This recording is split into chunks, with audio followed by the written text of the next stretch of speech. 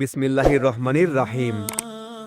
সৃষ্টির শুরু থেকে আল্লাহ তাআলা অসংখ্য ফেরেশতা সৃষ্টি করেছেন, কিন্তু তাদের মধ্যে এমন একজন আছেন যাকে বলা হয় রুহুল কুদুস বা পবিত্র আত্মা।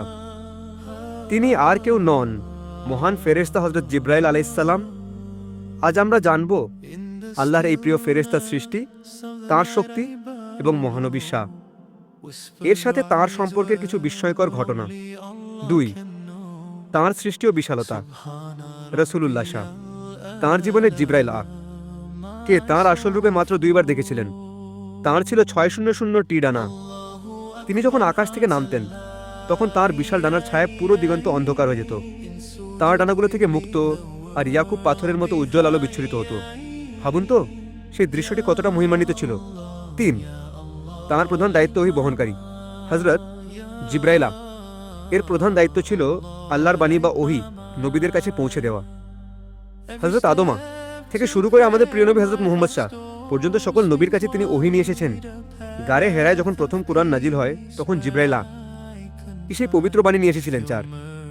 ঐতিহাসিক কিছু ঘটনা। সিদরাতুল মুনতাহা। মেরাজের রাতে জিবরাইল আল্লাহ রসুল শাহ কে জান্নাত ও জাহান্নাম ঘুরিয়ে দেখান, কিন্তু একটি পর্যায়ে গিয়ে জিবরাইল থেমে যান। সেই জায়গাটির নাম সিদরাতুল মুনতাহা। তিনি বলেছিলেন, হে আল্লাহ রসুল, এর এক চুল পরিমাণ সামনে যদি আমি যাই তবে আল্লাহ নূরের তাজালিতে আমি পুড়ে ভস্ম হয়ে যাব। এটাই ছিল জিবরাইল এর সীমানা। 5. মানুষের বেশে জিবরাইল। অনেক সময় জিবরাইল একজন অত্যন্ত সুদর্শন মানুষের বেশ ধরে রসুল শাহ এর দরবারে আসতেন। সাহাবীরা মনে করতেন তিনি হয়তো কোনো মুসাফির। তিনি এসে দিন সম্পর্কে প্রশ্ন করতেন এবং রসুল শাহ এর উত্তর শুনে বলতেন, আপনি সত্য বলেছেন। তাঁর এই রূপটি ছিল অত্যন্ত শান্ত ও স্নিগ্ধ। 6.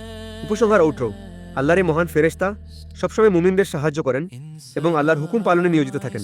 আল্লাহ আমাদের এই মহান ফেরেশতাদের প্রতি যথাযথ সম্মান ও ঈমান রাখার তৌফিক দান করুন, আমিন। স্ক্রিনে লেখা আসবে।